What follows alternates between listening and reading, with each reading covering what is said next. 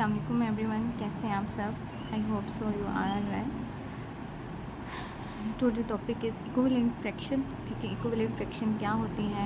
हम unlike fraction को ascending and descending order में करने के लिए हमें उनको इक्विवेलेंट फ्रैक्शन में करना पड़ता है। मीन्स कि आपको सेम डिनोमिनेटर करने पड़ते हैं। ठीक है, तो उसके लिए पहले आपको इक्विवेलेंट फ्रैक्शन समझना ज़रूरी है। इक्विवेलेंट फ्रैक्शन क्या होती है? Multiplied a nominator and the denominator of a number of a fraction by the same number. ठीक है, जब आप मल्टीप्लाई करते हैं, अपर पार्ट को नोमिनेटर होता है, अपर पार्ट डिनोमिनेटर क्या होता है? लोअर पार्ट होता है। ठीक है, ऑफ अ फ्रैक्शन, उस फ्रैक्शन के जब आप अपर और लोअर पार्ट को बाय द सेम नंबर के साथ मल्टीप्लाई करते हैं तो that we get the equivalent fraction. ठीक है, उस वक्त हमें क्या हासिल हो जाती है? Equivalent fraction. जैसे यहाँ पर है 1/3। ठीक है, 1/3 को हम सेम नंबर के साथ मल्टीप्लाई करेंगे, नोमिनेटर को भी और डिनोमिनेटर को भी। अगर आप यहाँ पे 2 के साथ मल्टीप्लाई कर रहे हैं नोमिनेटर को, तो डिनोमिनेटर को भी 2 के साथ करेंगे। ठीक है, अब क्या हो जाएगा? 2 1 ज़ा 2 हो जाएगा। ठीक है, 3 2 ज़ा कितना हो गया? 6। ठीक है, सेम आपने क्या करना है? आगे नोमिनेटर और डिनोमिनेटर को सेम नंबर के साथ मल्टीप्लाई किया, 2 मल्टीप्लाई बाय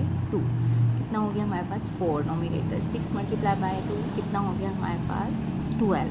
ठीक है, अब हमारे पास 1/3 की इक्विवेलेंट फ्रैक्शंस कौन सी हैं? जब 2/6 हैं, 4/12 आर इक्विवेलेंट फ्रैक्शन। ये सब क्या है? इक्विवेलेंट फ्रैक्शंस हैं। ठीक है, ये क्या हो गया? Equivalent fraction. सेकंड क्या होता है? मोस्टली स्टूडेंट्स को यही पता होता है कि हमने क्या करना है? मल्टीप्लाई करना है। लेकिन सेकंड इसका स्टेप क्या है? आपने डिवाइड करके भी आप इक्विवेलेंट फ्रैक्शन हासिल कर सकते हैं। Divide the nominator and the denominator not zero bye the same number. ठीक है, ज़ीरो के साथ ना आप मल्टीप्लाई करेंगे ना आप डिवाइड करेंगे। ठीक है, नोमिनेटर और डिनोमिनेटर को आपने सेम नंबर के साथ क्या करना है? डिवाइड करना है, नॉट ज़ीरो। ज़ीरो कभी भी नहीं होगा। ठीक है, divide the numerator and the denominator not 0 by the same number. For example यहाँ पे क्या है? 18 डिवाइडेड बाई 20, इनके 18/20 हमारे पास फ्रैक्शन है। हमने किस पे नंबर पे डिवाइड किया? 2 पे डिवाइड किया। नोमिनेटर को हमारे पास क्या क्या आ गया? 2 9 ज़ा 18, 2 10 ज़ा 20, 9/10। ये हमारे पास अब क्या आ गया? 9/10 को आप फर्दर किसी सेम टाइम टेबल पे डिवाइड नहीं कर सकते।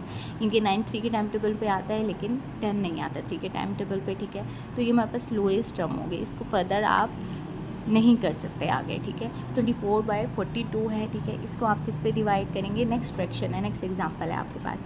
24/42 को आप किस पे करेंगे? 3 पे करेंगे। 3 8 ज़ा 24, 3 1 ज़ा 3, 3 4 ज़ा 12। इसको आप 2 पे भी कर सकते हैं। ठीक है, क्योंकि दोनों क्या है? इवन नंबर्स हैं। अब 8 हमारे पास क्या आ गया? 14। नेक्स्ट हमने किस पे डिवाइड किया? 2 पे। 2 डिवाइड 8। ठीक है, 8 को आपने 2 पे डिवाइड करना है, 14 को 2 पे डिवाइड करना है। 2 4 ज़ा 8, 2 7 ज़ा 14, 4/7। अब हमारे पास 4/7 क्या है? लोएस्ट टर्म आ गई है। ठीक है, 4/7 क्या है हमारे पास? लोएस्ट टर्म है। सेम टाइम टेबल पे नहीं जाते ये ना। 2 के टाइम टेबल में 4 आता है, 7 नहीं आता। तो ये हमारे पास क्या होगी? लोएस्ट टर्म भी हो गया और हमारे पास क्या आ गया? ये इक्विवेलेंट फ्रैक्शन का आपके पास कॉन्सेप्ट आ गया। ठीक है, ओके हो गया।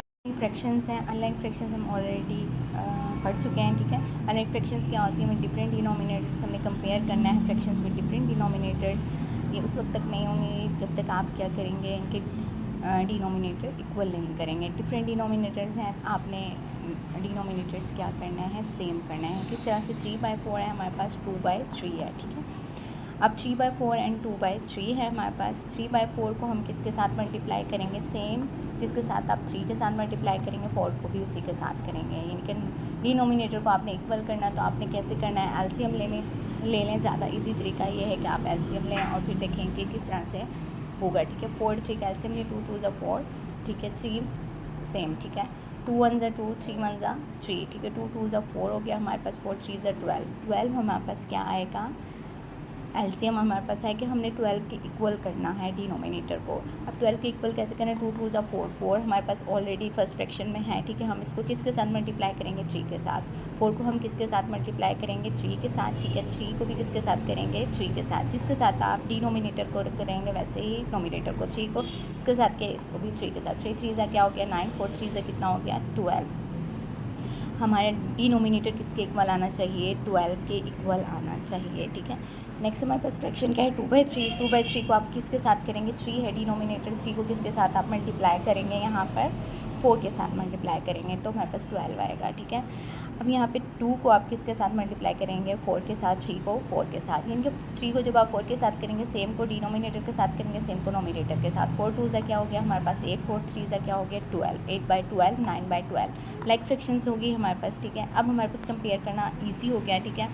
9/12 क्या है, ग्रेटर देन है देन 8/12, यानी कि हमें नोमिनेटर को देखना, अगर नोमिनेटर ग्रेटर होगा तो हमारे पास फ्रैक्शन भी क्या होगी, ग्रेटर होगी। 9/12 है 8/12, 9/12 क्या है, ग्रेटर है देन 8/12। अब 9/12 कौन सी फ्रैक्शन थी, 3/4, यानी कि 3/4 इज़ ग्रेटर देन 2/3। ओके हो गया।